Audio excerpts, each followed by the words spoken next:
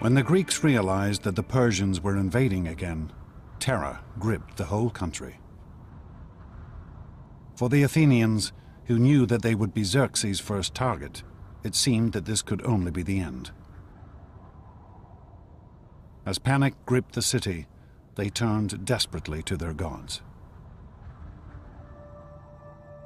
They sent a messenger to the oracle to find out their fate.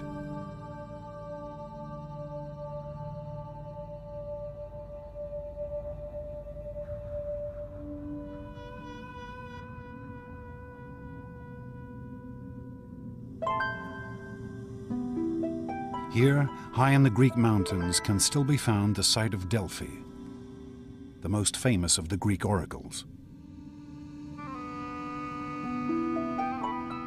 Built around a vast chasm in the mountain from which a sacred spring still flows.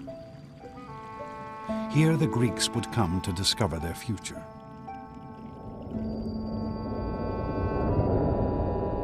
They would ask questions of the Pythia, the mysterious priestess who spoke with the voice of the god Apollo.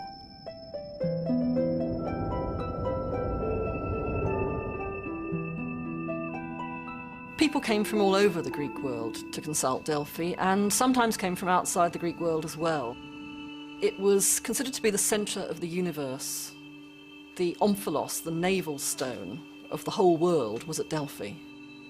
People asked questions about their private life, which are just the sorts of questions people want answers to now.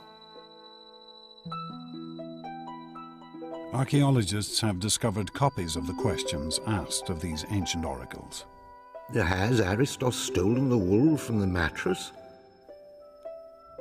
Hermione asks, "What should I do to have useful children?"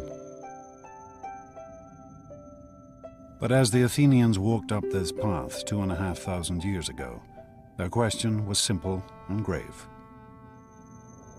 What could they do to save themselves?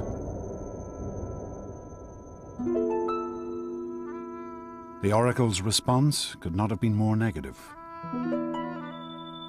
Why sit you, doomed ones? Fly to the ends of the earth. All is ruin, for fire and the headlong god of war shall bring you low. When this message came back to Athens, the democratic assembly dissolved into uproar. It seemed that even the gods had deserted them.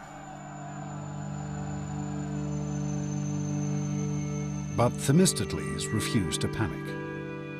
He had spent every day since the Battle of Marathon waiting for this moment. He sent the envoys back to Delphi for a second prophecy. Though all else shall be taken, Zeus, the all-seeing, grants that the wooden wall only shall not fail. Argument raged as to what this wooden wall could be.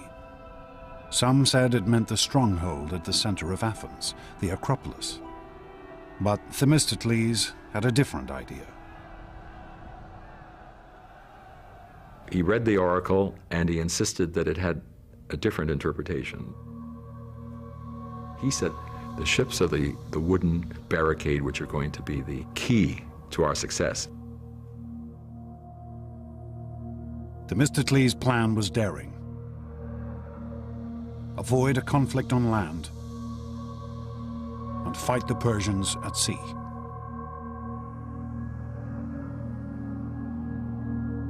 He ordered the evacuation of Athens for the first time in her history. This order for evacuation, carved into a stone tablet for public display, is still preserved, discovered in the back of a Greek coffeehouse.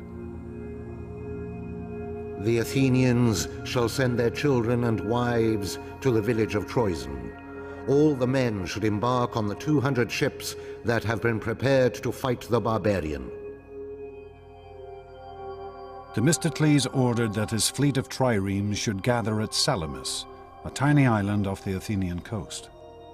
Themistocles' strategy is remarkable not only because it is innovative and because it is bold, but because it requires extraordinary self-sacrifice on the part of the Athenian people.